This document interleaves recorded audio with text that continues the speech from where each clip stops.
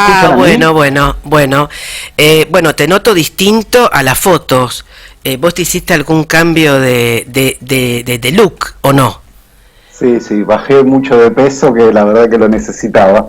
Ay, bueno, no, mira, yo te envidio, porque he engordado, pero bueno, no, y sin barba, por lo que veo.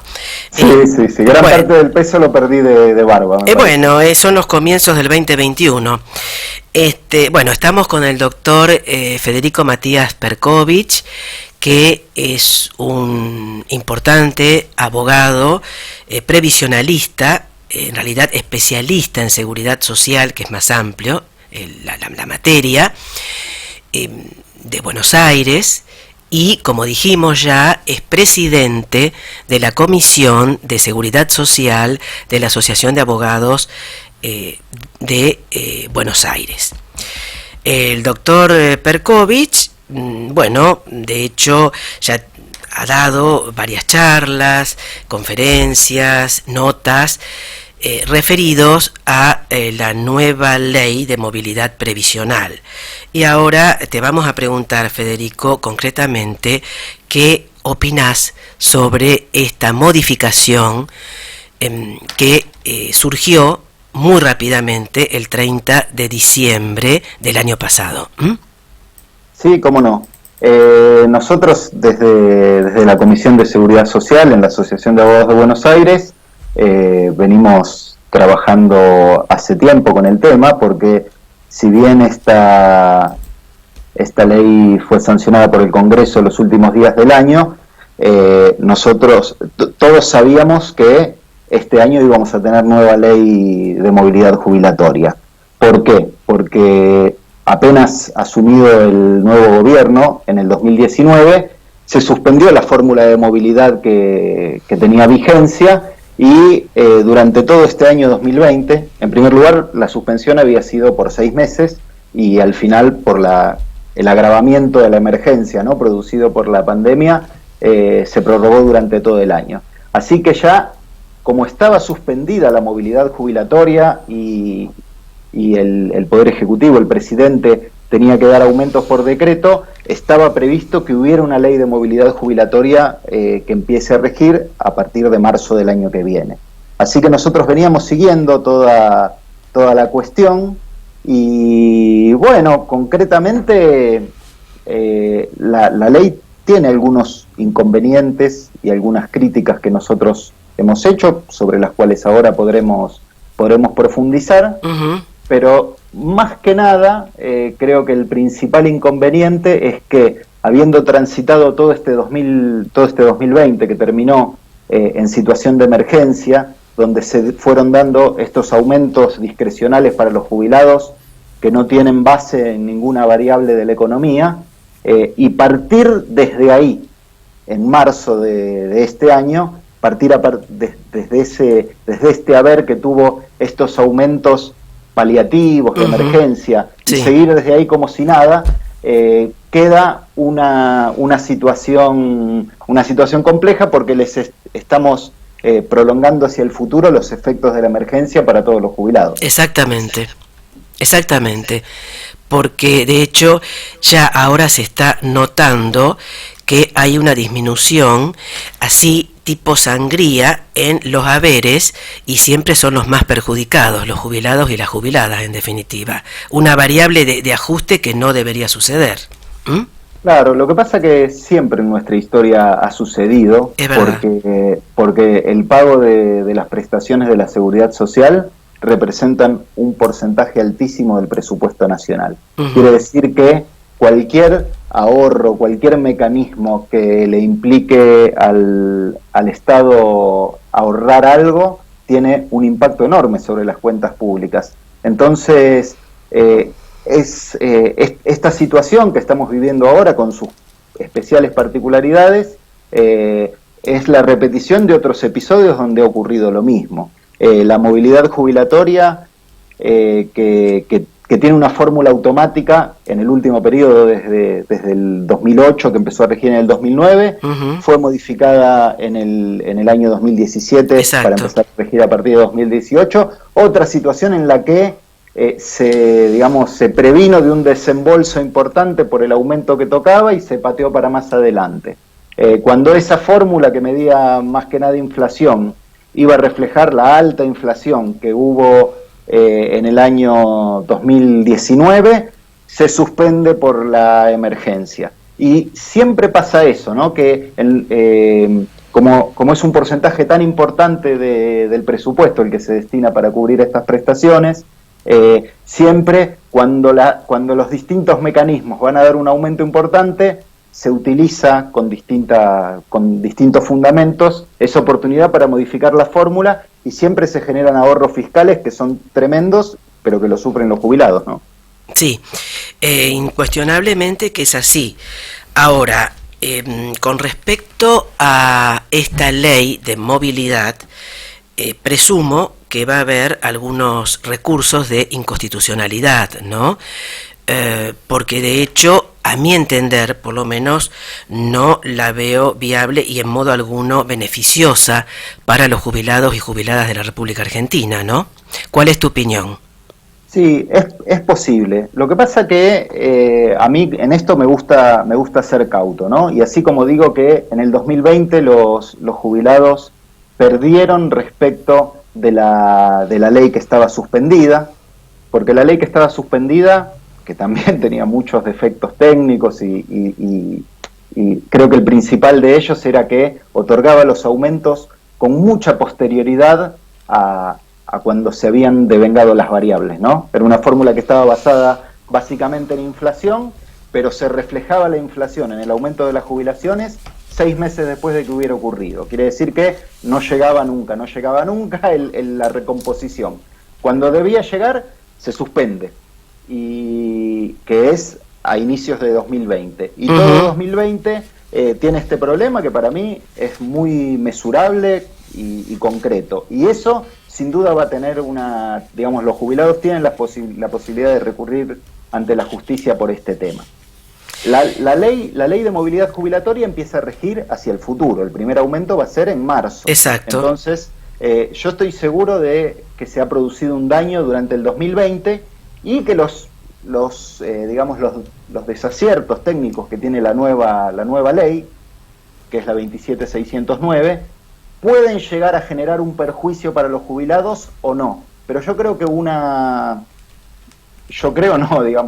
mucha doctrina, muchos precedentes que dicen que para poder demandar judicialmente tiene que existir un daño. Y por el momento, como la ley va a regir a futuro, nosotros podemos hablar conjeturalmente de ciertos peligros que pueden existir y que pueden hacer que los jubilados pierdan frente al nivel general de salarios. La doctrina más tradicional en nuestra materia y que siempre ha seguido la Corte es que el jubilado no es otra cosa que un trabajador en estado de pasividad. Exactamente. Y por lo tanto, para mantenerle la integralidad de ese haber, ¿no? La sustitutividad respecto del salario, su jubilación debe aumentar en la misma medida que lo hacen los salarios de los activos. Esto nosotros, ¿cómo lo garantizamos? Con una ley que diga que la movilidad jubilatoria es el nivel de salarios. Pero eso no existe en la Argentina desde hace muchísimo tiempo y cuando existía no se aplicaba correctamente. Hay que remontarse a mediados de la década del 70 para encontrar algún momento en el que funcionaba así.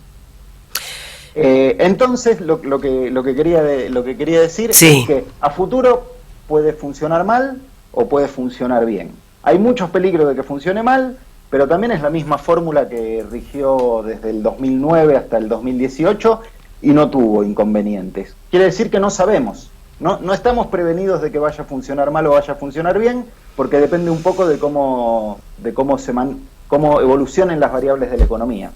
No, sí, desde ya, pero lo que sí, a mi entender, no se cumple para nada el precepto constitucional del 14 bis, el tercer párrafo, que es el tema del 82% móvil, no solamente con esta modificación legislativa, sino con anteriores. Es decir, que desde hace años desde hace décadas los jubilados y jubiladas no están percibiendo realmente lo que deberían percibir. ¿Cuál es tu opinión respecto a la aplicación del 82% móvil? El 82% móvil es un sistema que rigió para jubilados y pensionados en carácter general, es decir, para todos los jubilados y los pensionados, hasta el 31 de diciembre de 1968. Desde el 1 de enero de 1969 no ha existido, sí en algunos regímenes especiales. En regímenes provinciales. ¿No? Regímenes provinciales. Para el régimen nacional, jubilados y pensionados, el 82% móvil no existe.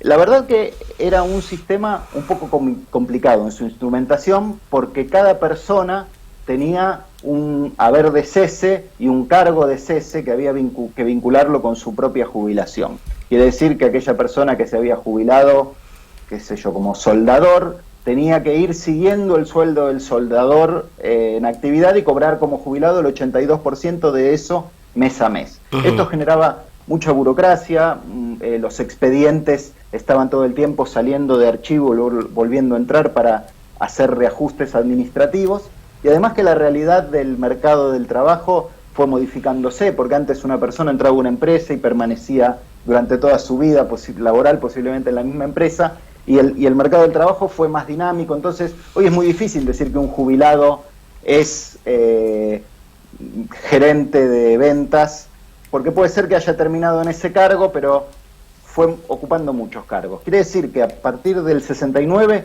no hubo más 82% móvil, y la Constitución realmente no exige que esto sea así. Lo que sí exige es que la cobertura por parte de la prestación de la seguridad social sea integral. ¿Esto qué significa?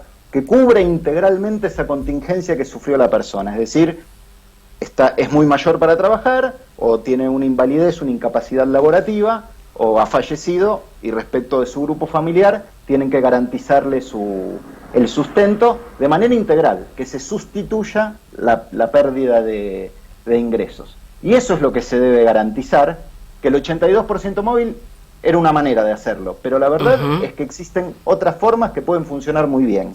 Y bueno, esto es lo que durante la mayor parte del tiempo no se ha cumplido, ¿no? No, desde ya.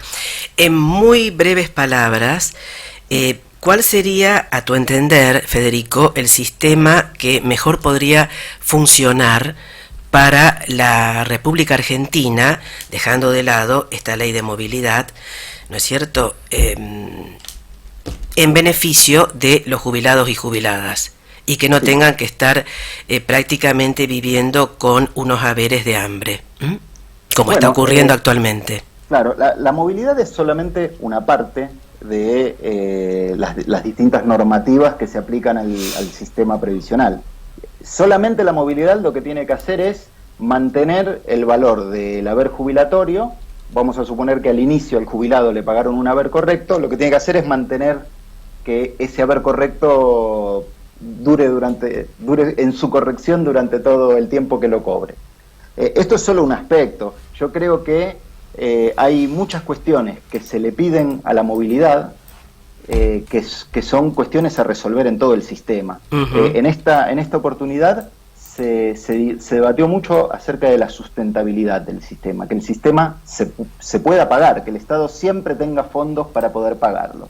Y yo creo que es un contrasentido y no tiene lógica que la movilidad sea lo que garantice que el sistema sea sustentable, porque lo que se está haciendo es que para poder pagarlo se paga algo que no es justo, que no es lo que la Constitución indica. Quiere decir que debería analizarse una reforma del sistema en su conjunto y pensar no solamente que sea sostenible, no pensarlo solamente desde el punto de vista de los egresos del sistema, es decir, los pagos de las prestaciones, sino de los ingresos, de su financiamiento. A mí me parece que es mucho más virtuoso pensar en cuáles son las prestaciones que como Estado y como sociedad queremos pagar y nos parece justo para que vivan los jubilados, y ver cómo hacemos para financiar esas prestaciones y no al revés, porque me parece que hay un criterio desde hace muchas décadas mucho más economicista, donde lo que se hace es ver cuáles son los recursos del sistema y con esos recursos ver qué se puede pagar. Exacto. Entonces, a mí me parece que hay una clave básica para que las prestaciones sean correctas, que es que sean sustitutivas del salario para mí. Si un trabajador tiene una tasa de sustitución de alrededor del 70%, porque no olvidemos que... el sonido, se ha bajado el sonido, perdón. ¿Ahora se me escucha? Ahora muy bajo. Hola. Sí, ahora sí, ahora sí. Ahora Bueno, sí. Entonces, retomando, mil disculpas. No, por favor. Por favor, entonces, si podés retomar y ya ir finalizando esta parte, ¿cómo sería entonces, por favor? Yo y mil disculpas nuevamente. Diciendo, no sé hasta qué momento me escucharon. Bueno, no importa, te escuchamos una parte. Lo que decía de que no tenía... es que sí. un sistema previsional, para ser jurídicamente sustentable, quiere decir que no tenga la altísima litigiosidad que venimos sufriendo desde hace 40 años. Lo que tiene que tener básicamente es que las prestaciones sean sustitutivas del salario. Quiere decir que al inicio, cuando un trabajador recién sufre la contingencia de vejez, de invalidez o de muerte, la prestación tiene que ser sustitutiva del salario. Yo estimo que si está alrededor del 70% del ingreso que tenía ese trabajador, es una tasa de sustitución razonablemente adecuada, y que si después se mantiene ese valor de acuerdo al nivel de salario general del país, ese es un sistema al que no habría por dónde entrarle desde el punto de vista de la impugnación porque no cumpla con la garantía constitucional. Bien, bueno, nuevamente entonces, disculpas Federico, de todas maneras va a haber una edición en donde se va a subir este diálogo, esta conversación con el doctor Federico Perkovich, y desde ya muchísimas gracias por darnos un espacio de tu tiempo, que presumo que estás vacacionando y que nosotros estamos acá trabajando, pero queríamos escuchar tu voz, que consideramos de mucha importancia en estos momentos sobre esta ley. Muchas gracias nuevamente. A usted, Susana. Estoy vacacionando, pero me encanta hablar de estos temas que me apasionan, que nos apasionan a mucho, así que un placer y estoy a disposición.